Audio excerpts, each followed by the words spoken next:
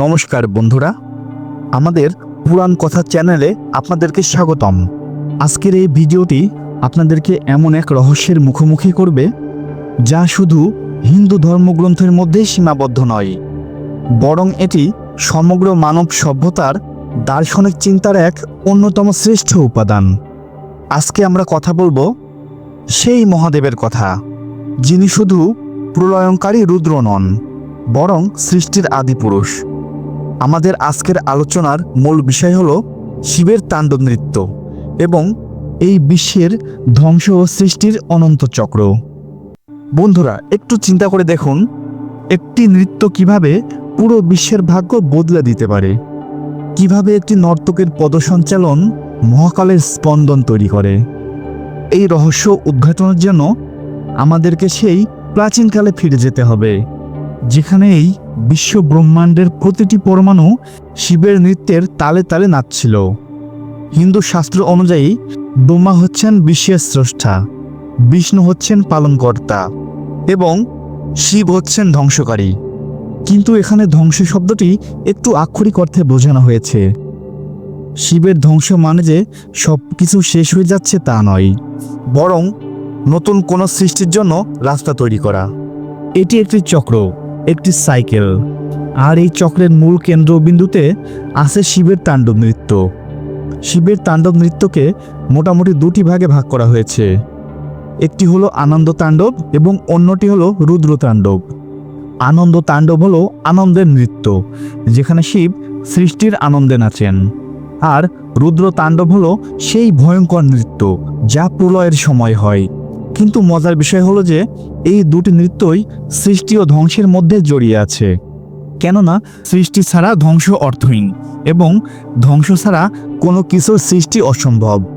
পুরাণে বর্ণিত আছে, ব্রহ্মাণ্ডের শেষে যখন মহাপ্রলয় আসে তখন শিব তার রুদ্র রূপ ধারণ করেন।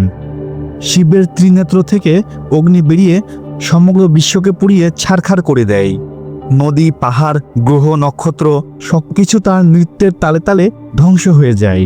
বন্ধুরা, মনে রাখবেন, সমগ্র জগতের জন্য এই ধ্বংস অত্যন্ত প্রয়োজনীয়।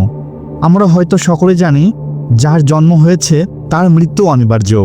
সেজন্য পুরনো বিশ্বের ধ্বংস না ঘটলে নতুন বিশ্বের সৃষ্টির সম্ভাবনাও নেই। এটাই হচ্ছে প্রকৃতির নিয়ম। এখন আমরা জানব শিবের তাণ্ডব নৃত্যের প্রতীকী অর্থ সম্পর্কে। আপনারা অনেকেই হয়তো শিবের নটরাজ মূর্তিটি দেখেছেন। দক্ষিণ ভারতের চিদাম্বরম মন্দিরে শিবের যে নটরাজ মূর্তিটি আছে সেটি হচ্ছে বিশ্বের অন্যতম একটি বিখ্যাত ভাস্কর্য। এই মূর্তিতে শিব চতুর্ভুজ রূপে আবির্ভূত হয়েছেন এবং একটি বিশেষ ভঙ্গিমায় নৃত্য করছেন। এই মূর্তির প্রতিটি অংশে এক গভীর ও দার্শনিক তাৎপর্য লুকিয়ে আছে, যা আধুনিক বিজ্ঞানের সঙ্গেও অবিশ্বাস্য রকমভাবে মিলে যায়। আসুন সেই মূর্তির বর্ণনা থেকে এখন আমরা বোঝার চেষ্টা করি এই বিশ্ব ব্রহ্মাণ্ড সৃষ্টি ও ধ্বংসের খেলা। শিবের ঊর্ধ্বহস্তে একটি ডমরু বা ছোট ঢোল থাকে। এই ডমরুর ধ্বনি হল সৃষ্টির প্রথম শব্দ। এটি পবিত্র ওমকার বা বিগ ব্যাং থিওরির সেই প্রাথমিক স্পন্দন, যা থেকে এই ব্রহ্মাণ্ডের সৃষ্টি হয়। শিব যখন ডমরু বাজান তখন নিরাকার শক্তি সাকার রূপ ধারণ করে, তাই ডমরু হল সৃষ্টির প্রতীক। অন্য হাতে তিনি অগ্নি বা আগুন ধারণ করেছেন। এই আগুন হলো ধ্বংসের প্রতীক। এটি সেই শক্তি যা পুরনো, অব্যবহৃত এবং পচনশীল সবকিছুকে ভস্ম করে দেয়, কারণ ভস্ম থেকেই নতুন ফসলের জন্ম হয়। অর্থাৎ আগুন হচ্ছে পরিশোধনের প্রতীক।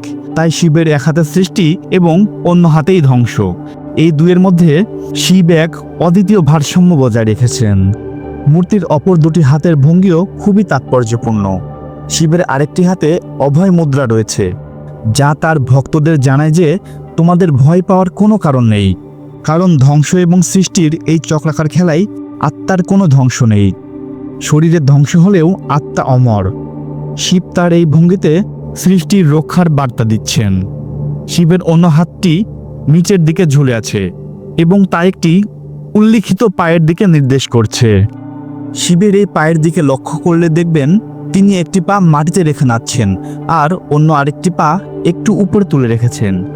যেই পা উপরে তুলে রেখেছেন সেটা হলো মুক্তির প্রতীক, যা ইঙ্গিত দেয় যে সমস্ত মানবজাতি জাগতিক বন্ধন থেকে মুক্ত হতে পারে। আর যেই পা মাটিতে রয়েছে তা মায়ার জগতে আবদ্ধ থাকার প্রতীক।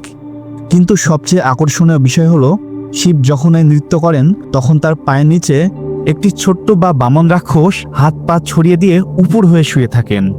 এই রাক্ষসের নাম অপস্মার। এই রাক্ষস অজ্ঞতা বা অন্ধকারের প্রতীক। শিব অজ্ঞতাকে পদদলিত করে সমগ্র পৃথিবীতে জ্ঞানের আলো ছড়িয়ে দিচ্ছেন। তিনি অজ্ঞতাকে হত্যা করেন না, বরং তাকে দমন করে রাখেন যাতে জ্ঞান প্রকাশ পেতে পারে। তাণ্ডব নৃত্যের আরেকটি গুরুত্বপূর্ণ অংশ হল শিবের মাথা থেকে প্রবাহিত গঙ্গা নদী এবং তার জটা। গঙ্গা হলেন জ্ঞানের দেবী, যিনি শিবের জটা থেকে পৃথিবীতে নেমে আসেন। নৃত্যের সময় শিবের জটা খোলা অবস্থায় এদিকে ওদিকে উড়ে বেড়াচ্ছে, যা এই ব্রহ্মাণ্ডের বিশৃঙ্খল এবং শক্তিশালী প্রকৃতির প্রতীক। আর তার চোয়ালে রক্তিম চন্দ্র, যা সময়ের হিসাব রাখে। কারণ শিব হচ্ছেন মহাকাল, তিনি সময়েরও ঊর্ধ্বে। তার নৃত্যই সময়কে নিয়ন্ত্রণ করে। নটরাজ মূর্তিটি যদি আমরা বৃত্তাকার জ্যোতির্ময় বেষ্টনের মধ্যে দেখি তবে বুঝতে পারবো যে সেটি প্রকৃতপক্ষে বিশ্বের চক্রাকার গতিকে বোঝাচ্ছে। বিজ্ঞান বলে পরমাণু কেন্দ্রে ইলেকট্রন ঘূর্ণায়মান অবস্থায় থাকে, আর শাস্ত্র বলে বিশ্বের কেন্দ্রে শিব তাণ্ডব করেন। কিন্তু খুব আশ্চর্যের বিষয় হলো বিখ্যাত পদার্থবিজ্ঞানী ফ্রিটজফ ক্যাপরা তার দ্য টাও অফ ফিজিক্স বইতে শিবের নৃত্যের সঙ্গে আধুনিক পদার্থবিজ্ঞানের কণার গতিপথের অবিশ্বাস্য মিল খুঁজে পেয়েছিলেন। তিনি বলেছিলেন, সাব অ্যাটমিক বা অতি পারমাণবিক স্তরে কণাগুলোর ধ্বংস ও সৃষ্টির যে খেলা চলে তার সঙ্গে শিবের তাণ্ডব নৃত্যের হুবহু মিল রয়েছে। একটি কণা ধ্বংস হচ্ছে আর তা থেকে শক্তি নির্গত হয়ে নতুন আরেকটি কণার সৃষ্টি হচ্ছে। এটাই শিবের তাণ্ডব নৃত্যের মূল কথা। কিন্তু এখন প্রশ্ন হলো, সৃষ্টির জন্য তাণ্ডব নৃত্য কেন প্রয়োজন?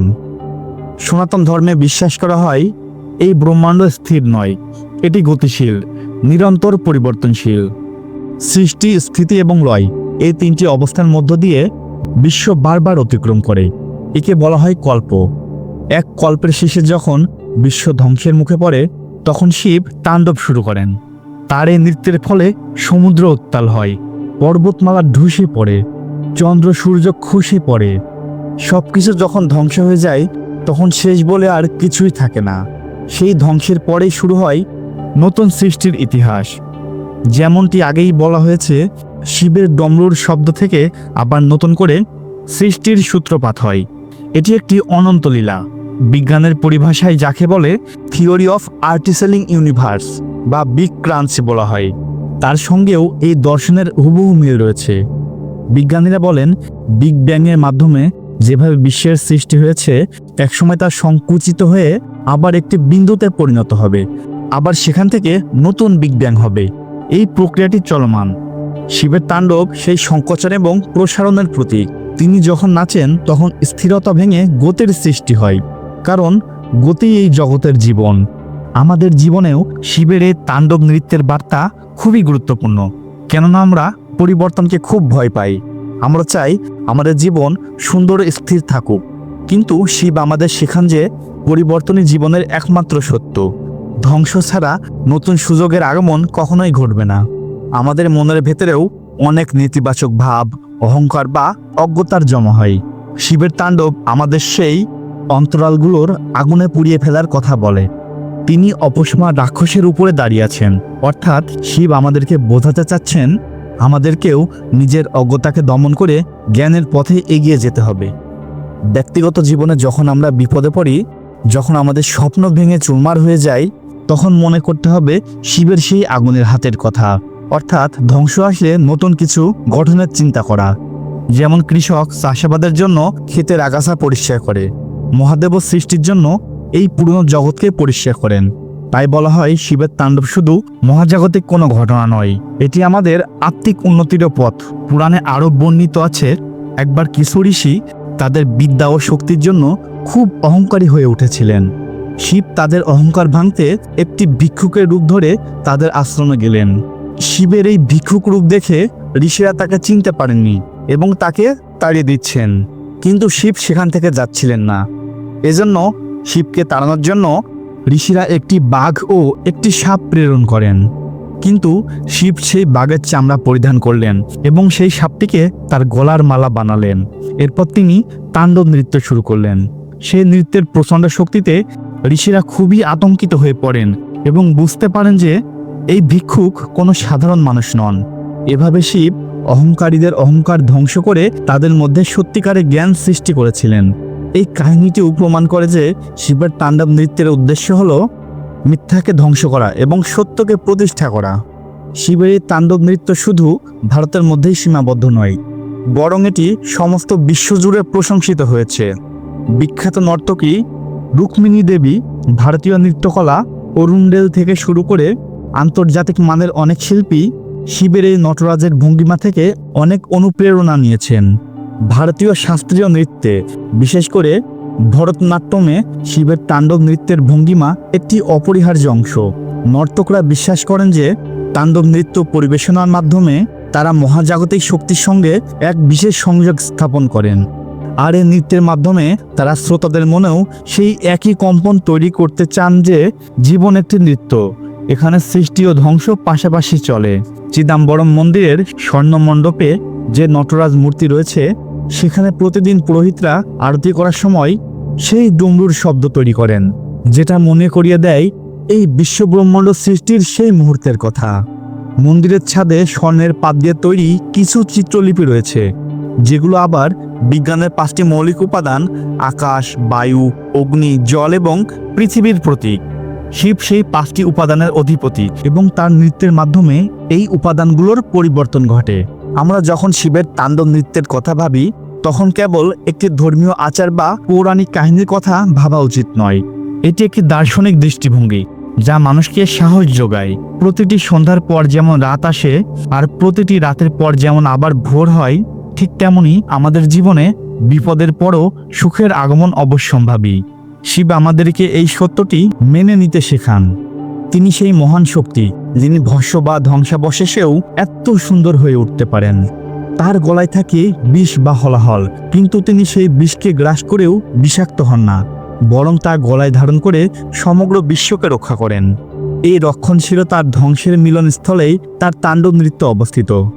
বিজ্ঞানের দৃষ্টিতে যাকে আমরা এনট্রপি বা বিশৃঙ্খলা বলি, শিব সেই বিশৃঙ্খলার মধ্য থেকেও একটি নতুন শৃঙ্খলা বা সৃষ্টির জন্ম দেন। এই কারণে তাকে মহাদেব বলা হয়। তিনি হলেন দেবতাদেরও দেবতা। বিশ্বের ধ্বংস সৃষ্টির এই চক্রের ধারণাটি আমাদের নতুন করে ভাবতে শেখায়। সাধারণত আমরা আমাদের ক্ষুদ্র ক্ষুদ্র সমস্যা নিয়েই ব্যস্ত থাকি, কিন্তু যখন আমরা চিন্তা করব যে সমগ্র বিশ্ব একটি নৃত্যের মতো চলছে, তখন সেই ছোটোখাটো সমস্যাগুলো আমাদের কাছে খুবই তুচ্ছ মনে হবে। তখন আমরা বুঝতে পারবো যে আমরা একটি বিশাল পরিকল্পনার অংশ। শিবের তাণ্ডব নৃত্যের মাধ্যমে আমরা শিখি কিভাবে জীবনের সব পরিবর্তনকে গ্রহণ করতে হয়। এটি আমাদের শেখায় যে থেমে থাকা বা নিষ্ক্রিয়তা ধ্বংসের কারণ হতে পারে, আর গতি বা পরিবর্তনই জীবনের প্রধান সারমর্ম। নটরাজের মূর্তির চারপাশের অগ্নিবেষ্টনী আমাদের ইঙ্গিত দেয় যে পৃথিবীটা খুব কঠিন এবং পরীক্ষামূলক একটা স্থান, কিন্তু মাঝখানে যিনি নাচছেন তিনি অনেক সুখী এবং আনন্দিত, কারণ তিনি বাইরের সমস্ত পরিবর্তনের ঊর্ধ্বে। আমাদেরও উচিত সেই আনন্দের উৎস খুঁজে পাওয়া, যা বাহ্যিক ধ্বংস বা প্রলয়ে বিচলিত হয় না। শেষ করার আগে একটি ছোট্ট কাহিনী বলি। একবার একজন ভক্ত শিবকে জিজ্ঞাসা করেছিলেন, হে প্রভু, আপনি যখন তাণ্ডব নৃত্য করেন তখন কি আপনি ক্রোধে থাকেন? শিব হেসে তার ভক্তের প্রশ্নের উত্তর দিয়েছিলেন। শিব বলেছিলেন, না, আমি যখন নাচি তখন আমি পরম আনন্দে থাকি, কারণ আমি জানি ধ্বংসের পরে আবার নতুন সৃষ্টি আসবে। কারণ ধ্বংস মানেই শেষ না, শুধুই পরিবর্তন। শিবের এই বাণীটি আমাদের জীবনের মূল মন্ত্র হতে পারে। আমাদের জীবনে যখন অন্ধকার নামে, তখন ভয় পেলে চলবে না, বরং মনে করবেন শিবের তাণ্ডব চলছে, অর্থাৎ পুরনো জিনিসটা ধ্বংস হয়ে যাচ্ছে এবং সামনে নতুন কিছু সৃষ্টি হবে। এই ধারণাটি আমাদের সবার মনে অনেক মানসিক শক্তি যোগাবে। আমরা যদি সেই ডমরুর শব্দ শুনতে পাই, তাহলে দেখব জীবন আর কঠিন মনে হবে না, বরং একটি সুন্দর নৃত্যের মতো অনুভব হবে। বন্ধুরা, আজকের এই ভিডিওতে আমরা শিবের তাণ্ডব নৃত্যের মাধ্যমে বিশ্বের ধ্বংস ও সৃষ্টির চক্রের যে গভীর দার্শনিক ও বৈজ্ঞানিক ব্যাখ্যা পেলাম, আশা করি তা আপনাদের অনেক ভালো লেগেছে। শিবের এই নৃত্য আমাদের বারবার মনে করিয়ে দেয় যে আমরা একটি অনন্ত ও চিরন্তন প্রক্রিয়ার অংশ। ধ্বংসকে ভয় না করে তাকে একটি নতুন সূচনার প্রস্তুতি হিসেবে গ্রহণ করাই শিবের দীক্ষা, কারণ প্রতিটি শেষের মধ্যে একটি নতুন শুরুর আভাস লুকিয়ে আছে। আর সেই আভাসটা ধরতে পারলেই জীবন অনেক সুন্দর হয়ে উঠবে। এই ভিডিওটি আপনাদের কাছে কেমন লাগলো তা কমেন্ট করে অবশ্যই জানাবেন। আর এই রকম আরও গভীর ও রহস্যময় বিষয় নিয়ে ভিডিও পেতে চাইলে আমাদের চ্যানেলটি অবশ্যই সাবস্ক্রাইব করুন। আপনার মতামত আমাদের জন্য অত্যন্ত মূল্যবান। সুপ্রিয় বন্ধুরা, আজকের ভিডিওটা এই পর্যন্তই। দেখা হবে আবার পরে কোনো ভিডিওতে। ততক্ষণ পর্যন্ত সবাই অনেক ভালো ও সুস্থ থাকবেন। মহাদেবের কৃপায় আপনার জীবন যেন অনেক সুন্দর হয়। হর হর মহাদেব।